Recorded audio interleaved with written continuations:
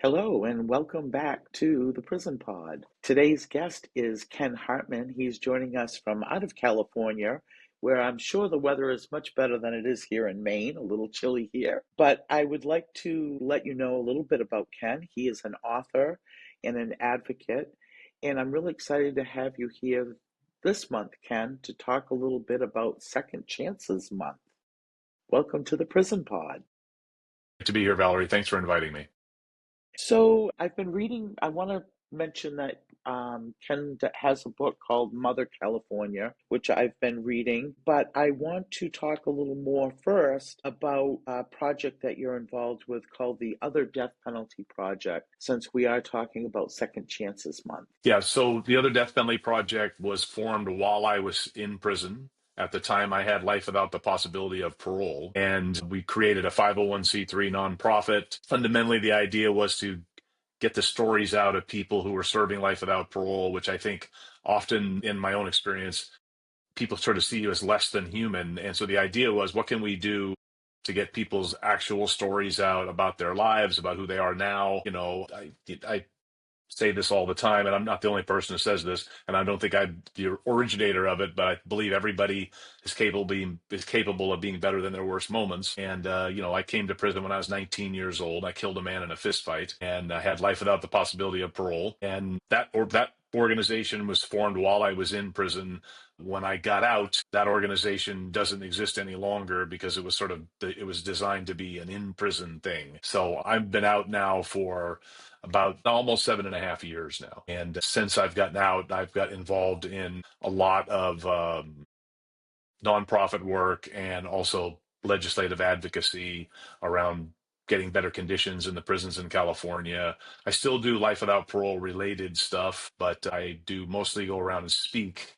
In fact, I'm going to Boston in about 2 weeks. I'll be speaking at Northeastern University about stuff related to life without parole, but the need for formerly incarcerated people to have a voice at the table in reform efforts and things like that. So do you deal with people in the legislature too? Yeah, I'm all the time. So I'm assuming that you have some input on like policy and procedure changes that are happening now within the California prison systems. I mean, to some degree, sure. And, the organization, so I'm the executive director of an organization called Transformative Programming Works, and we represent about 106 community-based organizations which collectively provide programming in every prison in California. We serve probably about 20,000 people at average at any one time. Our programs have about 20,000 participants in the various prisons in California, and we advocate for increased funding for community-based organizations going into prisons in California. We also advocate for there to be better conditions for the programs going in, how they get cleared and how they're treated when they're inside. And, certainly directly connected to that is advocating for better conditions for people that are currently in prison in California. Yeah, so that's kind of like broadly, that's my actual day job. That's what I do. So are those programs geared towards people for reentry? So many of them are. I mean, and I was and sort of we have like a long conversation about this. It's sort of like in California, there's a lot of money is invested in what can we do to keep people from coming to jail, which is absolutely necessary, and agree with that completely. There's also quite a bit of money invested in direct reentry programs. What do we do when people get out? What kind of skills and programs and places to live and all that?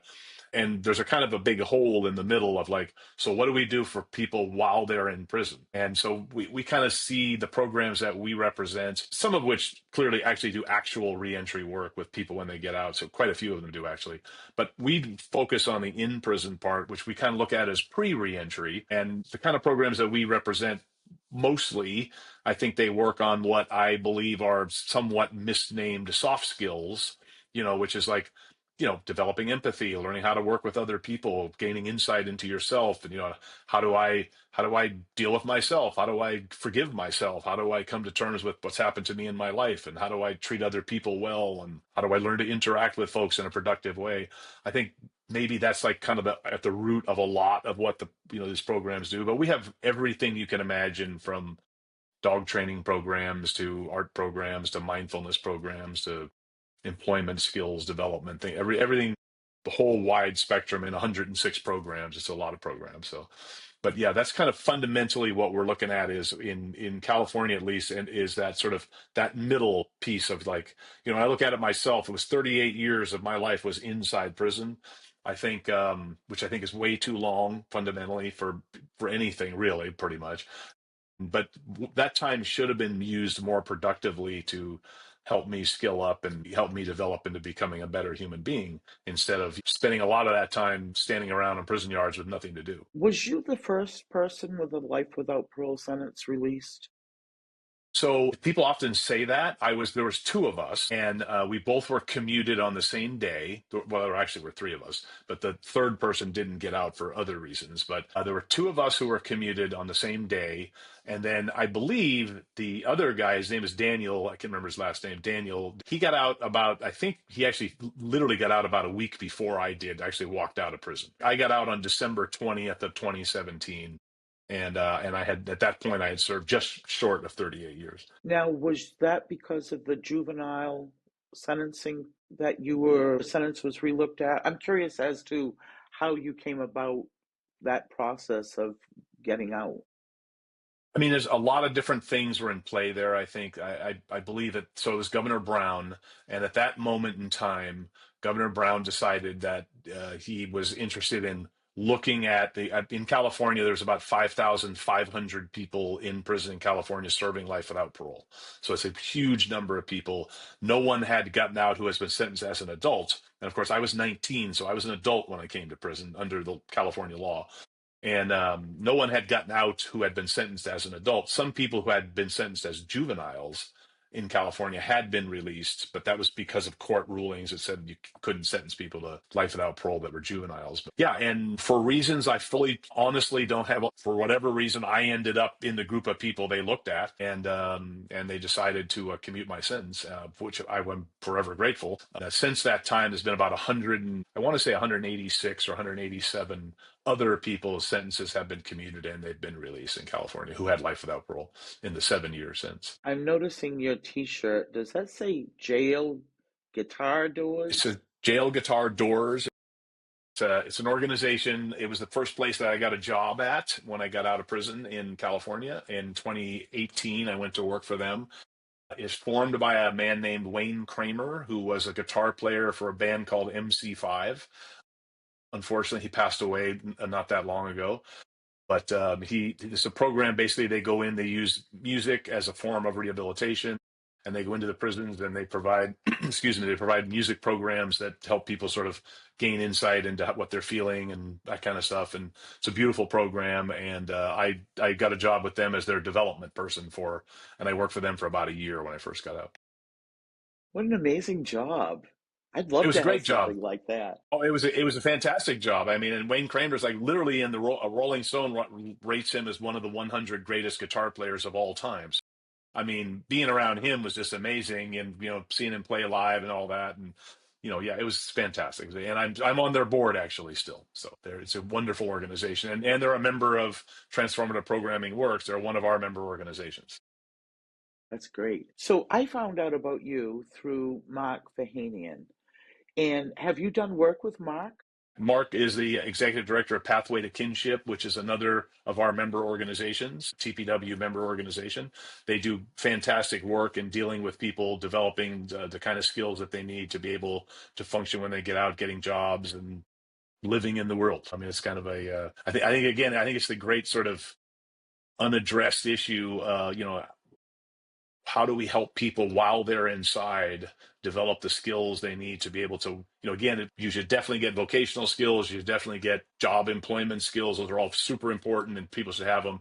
But how do you get those skills to learn how to work with other people, learn how to live in the world in a successful way, which, prison is a very artificial and mostly irrational reality. So it's an important thing that I think is often neglected in how we do things in the prison system. So. Do you have any suggestions on how people can start to rebuild relationships with friends and family and also their community when they've been removed from society for so long? Yeah, sure. I mean, I can speak from my own experience only, but I can say that when I first got out in 2017, I went through this period of time.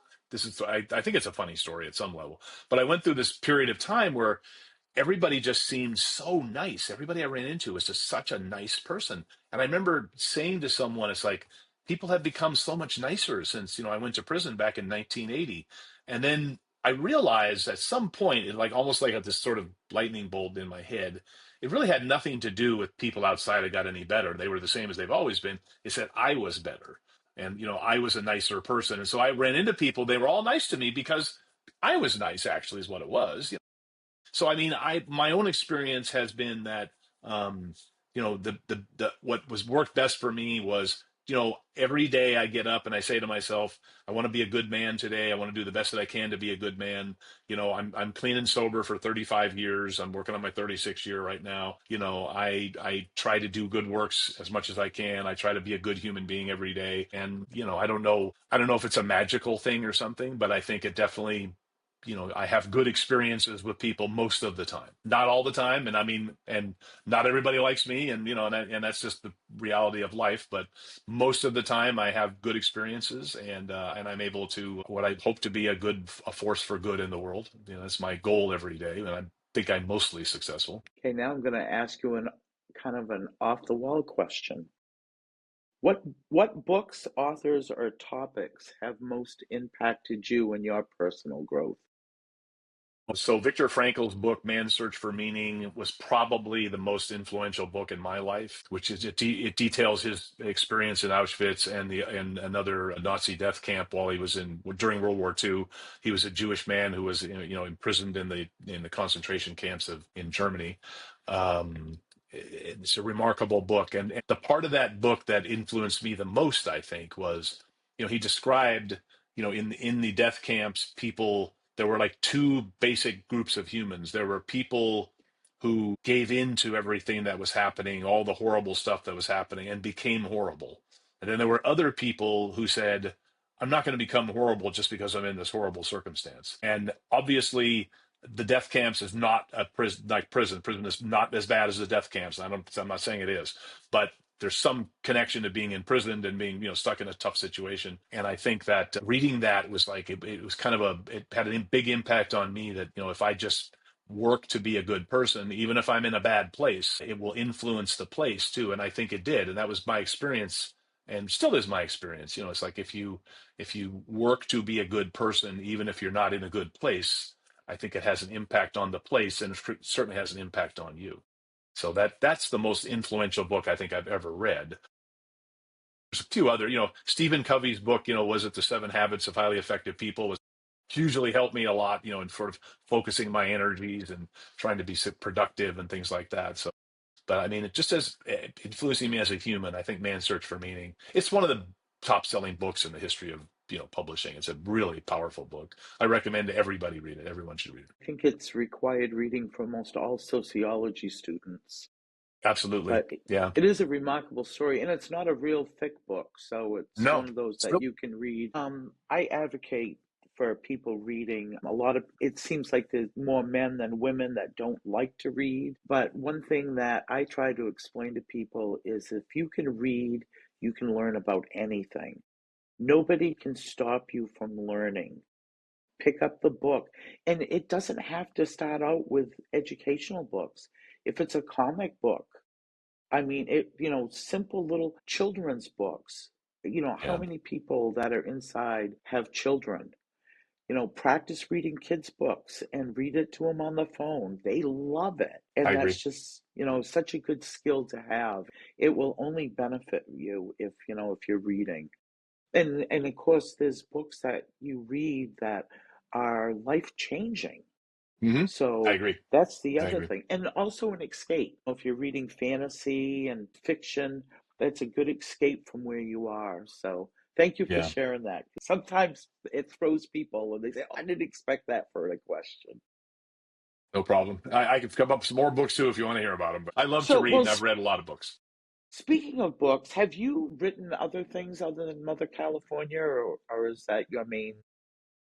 So I've written quite a few articles for magazines. I was published in Harper's Magazine, Playboy Magazine, many other magazines while I was in prison. I've published a few times since I'd been out. I often tell people, particularly people who've read my writing, and say, "Oh, what are you writing?" And I always tell them, the only thing I miss about prison is free time. And like, there's not a lot of free time out here. And, being a professional writer is a really tough thing to do, to make a living at. It's not an easy thing. My goal when I got out was I was going to become a freelance writer, and that was going to what I would do. And I learned pretty fast that that's like really hard thing to do, to be able to pay the rent and and buy food and stuff.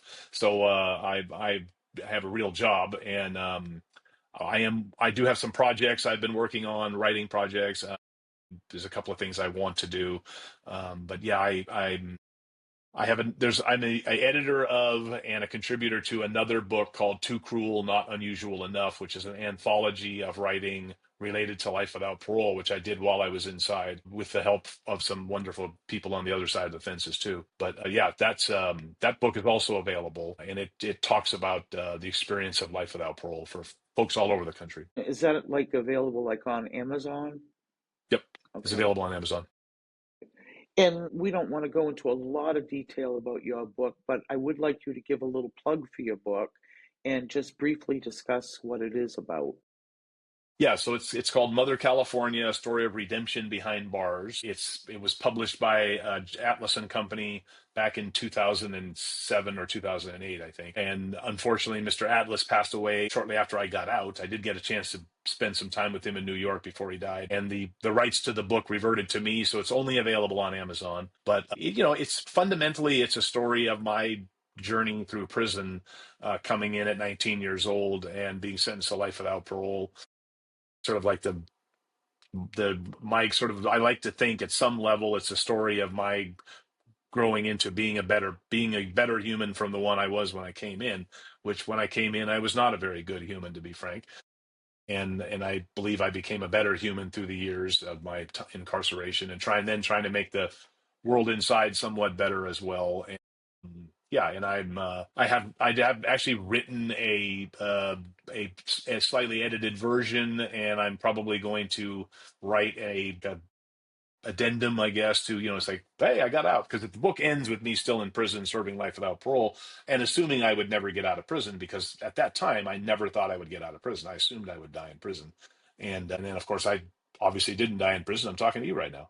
So I am going to write about that at some point, and I have I've a couple of other writing projects I'm thinking about, but that's the only thing that's my primary book that I wrote while I was inside. And again, a lot of magazine articles. I'll give a plug for the American Prison Writing Archive, which is now housed at Johns Hopkins. I'm also on the board of that. But everything I've written and published, except for the book, because they don't take books, but everything else I've written and published is available at the American Prison Writing Archive for free. Anybody can log on to it and just type in my name, and it's got like, I don't know, 50, 60 articles I wrote and published while I was inside, and a couple since I've been out too. Thank you for that information. I wasn't familiar with that, and I'm going to check that out myself because I'm sure there's lots of stuff in there I would be interested in. There's a ton of stuff on there. There's a lot of great writing from all over the country, and it's a real. Basically, it's designed to be a place for people who are more researching, but anyone can access it. Anyone can go in there and read stuff and see that, and it's completely free. And it's just the American Prison Writing Archive, and like I say, it's currently housed at Johns Hopkins University in Baltimore. So, since you're doing the work around prison stuff, how can prisons better focus on rehabilitation rather than punishment? Well, that's a huge question. I think fundamentally, um, the the way to get there, I believe, taking me a minute to formulate my answer, but uh, you know, it, we have to see people in prison as fellow human beings. I think I think in this country, in the 80s and the 90s and in the early 2000s, there was this really campaign to dehumanize people in prison. They're not really like us. There's something wrong with them. They're vermin. We have to contain them. They're, all that kind of stuff. And I lived through that. I came to prison in 1980, and when I came to prison, it was kind of the tail end of. People used to say, there, but for the grace of God, go I. It's like I could have gone to prison too. And then it changed to people who are in prison are evil. There's bottom line, they're just evil. They're not like us. They're monsters. And I think, you can't change the reality of prison in a good way until you see the people in prison as fellow human beings. I think that's, to me, that's like the bottom line. And I believe that there are efforts being made around the country to do that. There are organizations that are working on bringing in what's called the Scandinavian model or the Norwegian model of prisons. I've been to Norway like 3 times to tour their prisons, and I've been seen how they operate. They're still prisons. You still can't leave when you want to leave. But I think they start from a premise that people in prison are fellow human beings and deserve to be treated humanely, even if they've done really bad, terrible, inhumane things. They still should be treated humanely because they are fellow human beings. And I think with that model, if you sort of like extrapolate out from that, you end up in a situation where the prison becomes less of a place for people to suffer and more of a place for people to heal and find their way back to society, to be successful. And they have much lower recidivism rates than we do. They have virtually no violence in their prisons. I mean, way lower levels of violence and stuff like that. And the conditions are dramatically better than the conditions you'd find in American prisons. So it's a I good think place to too, start. yeah, I think too with other countries, they have looked some of the trauma and suffering before incarceration, where I think sometimes in our country we don't do that. It's like, well, they did the crime, do the time, and that's that. And one thing we have to realize is that, our prisons are first of all filled with people with mental illness because we've closed down all our mental health institutions. And a large majority are there because of their addiction issues. Mm-hmm. Mm-hmm. So, those are very big things that we need to address, while they're there, help them while they're there, or else we're going to have the same problem when they come home. Completely agree. I'm preaching to the choir when it comes to that. Yeah. Yep. But you're 100% right, and I saw that happen too. Yeah, as the mental health hospitals were closed, the prisons became de facto mental hospitals. That's what happened. And you're right. I mean, a lot of people come in with drug and alcohol problems. I certainly did, and it's very common. And I mean, I think we have to also not forget to to mention that it is also primarily people of color, and virtually exclusively poor people. So it's like it's definitely a class and race based thing as well. Who ends up in prison? And I mean, and people come from environments that don't have many opportunities, that are sort of, there's a lot of violence, there's a lot of oppression from police, there's a lot of like small things that might in a different area might not be elevated to the level of a criminal problem, are immediately elevated to the level of a criminal problem in some places versus others. So I think all those things are very real in the system too. I think those issues need to be addressed as well. I'm going to go on to a totally different subject. My brain's bouncing around here as we're talking. You had Okay. mentioned about a book that you had read about the 7 steps or 7 changes. 7 habits of highly effective people. Yes, that's it. Um, could you address a little bit about how you go about creating new habits and some of the habits that maybe you have that help keep you in line every day?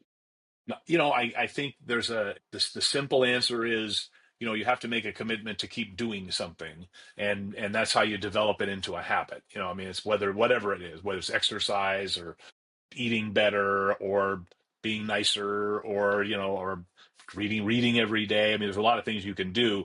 And I think in my case, I made decisions to be productive. I really wanted to be productive. That was an important thing to me. And so I became productive. I think, you know, if you do the same thing long enough, it becomes a habit, and your habits ultimately become your character. And so you have to do the thing to then the thing becomes a part of you. And it's complicated. Like, how do you get started? I think you have to find some some internal motivation. In my case, like I say, when I got clean and sober in 1989, I had been in prison for like about 9 years at that point. And I remember, like, after being not using any drugs or drinking for, I don't know, 3, 4 months, I remember standing out on the yard and just looking around, and just, my first thought was, what have I done with my life? At that point, I had life without parole. I was, 30 years old, and I'm going to die in prison. And at that point, they would just tell you, you're going to die in prison. You're not getting out. So just, this is it. And then sort of like that evolved into, what have I done to other human beings that got me in this place? Was at first I had to sort of feel this suffering of myself, of like, I'm here, what happened to me to be here? And then, like, what did I do to get me here?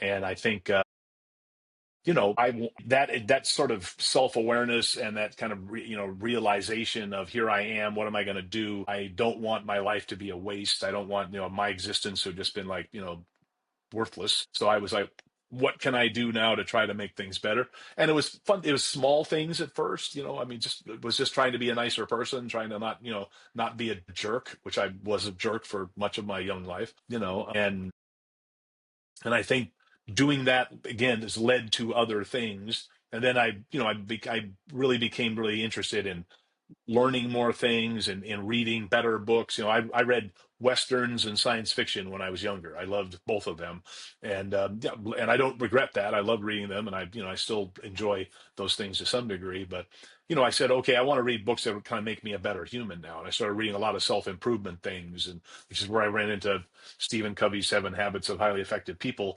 And I tried to incorporate those habits of, a lot of self-reflection, a lot of, like, make plans, and and have accountability. The 7 steps are actually not that complicated. They're fairly simple, but they require that you apply yourself every day to what you're trying to do.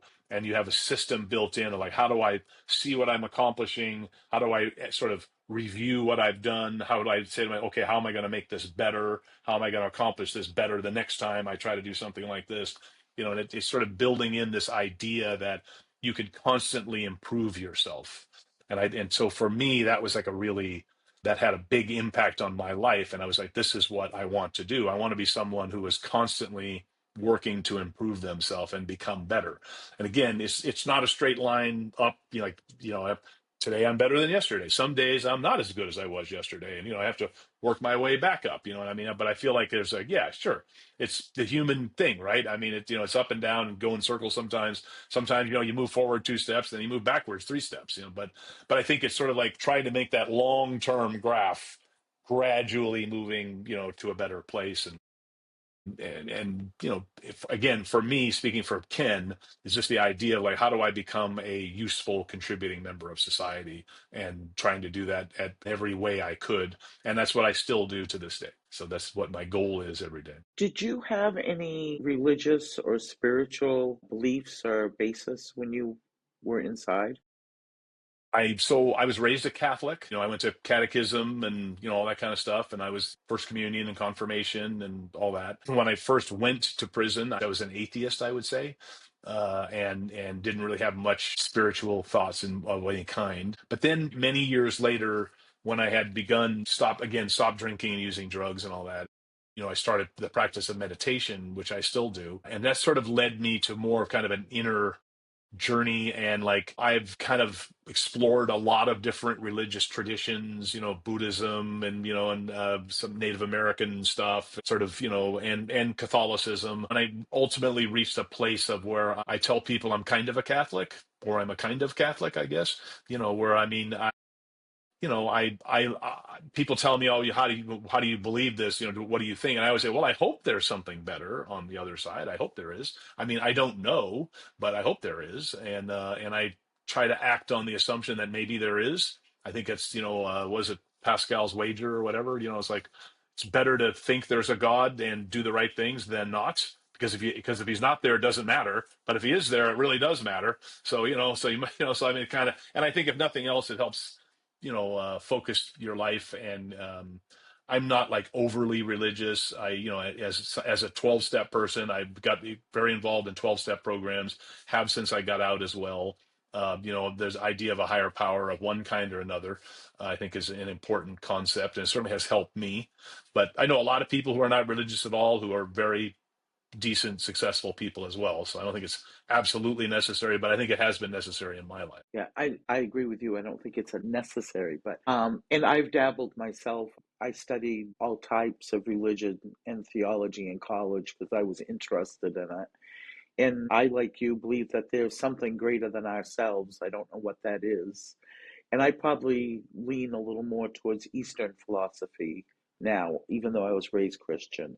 But I like to have those conversations because I think it's interesting. Me too. Me too, definitely. So, do we have anything we want to discuss before we wrap things up? Did I forget anything, or is there something that you would like to cover that I didn't ask? I mean, the only thing I would say, just thinking about that, is, I mean, for people who are inside who are listening to this, my understanding is this podcast does go to folks inside. I think it's important to say. So I spent like most of my time in prison under the assumption I would die in prison. And I had come to terms with that. I wasn't happy about it. It wasn't something I was like, oh, this is great. It was terrible, but I came to terms with it, and I decided that I was going to do the best that I could to be a decent human being, even though I probably was going to die in prison. And I remember telling people inside, I said, maybe someday they're going to look at us and say, well, these guys have been in for so long, maybe we might let some of them out. And I would always say, I'd rather be at the front of that line than the back of that line when they decide they're going to think about that. And I never in a million years thought I would literally be like at the front of the line. I really had no idea that I would be. But I think the point of that is to say that I think it's good to be realistic about where you are and come to terms with the reality of where you are. But I think it's also important to always be preparing for the possibility that it could change, because laws do change, policies change, new governors come in, sometimes things get more liberal, sometimes things get more conservative, whatever. But I feel like, from my perspective and in my own life, always acting and preparing with the idea that maybe at some point I could theoretically get out was a wise choice. And I'm glad I did it, because it certainly helped me when I did get out. So, I mean, I think people should do the best they can to try to, keep themselves focused on the idea of being a good person now, on the hopes that maybe it will help you later on, but also because being a good person is worth it in and of itself. It also helps you have a life while you're there. Yep. Yep. So Because that it is makes a your big life. difference. It Even is. there, it's your life. I completely agree. And sometimes I think, and I fell prey to this myself in much of the early decade of when I was in the first decade, I kind of saw this is like, this doesn't matter. This is like, this isn't real. It doesn't matter. This is, but I realized later on that is your life. Your life is happening right there. And, the most precious commodity we have is time. And that time that you're doing there is your life. And you try to make the best of it and try to make it worthwhile in whatever ways you can. I want to make a comment about that. This past September, I had a fall and broke my wrist quite bad. And of course, I had to let people know that I wasn't going to be available for a few months. During that time, I got text messages regularly from across the country from people in prison. I'm praying for you, Miss Valerie. I hope you're healing.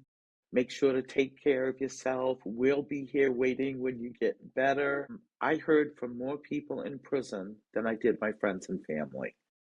So there's some people that are inside that are working really hard on themselves and on having relationships with people on the outside. Absolutely. Absolutely. And I applaud them, and I'm not surprised to learn that. I know that there are a lot of people inside who are doing the best they can to be good people, and I think that's a really important thing, and I strongly urge them to consider and hope that they all are able to find their way back out. Thank you for that. Well, I want to let my listeners know that we've had Ken Hartman here with us today on the Prison Pod. And thank you so much, Ken. You've really had a great conversation, and I'm sure my listeners will be very happy to hear from you. We are midway through season 4. I think we have about 9 more to go. And I will be back in a couple of weeks, folks. Till then, remember, pick up a book.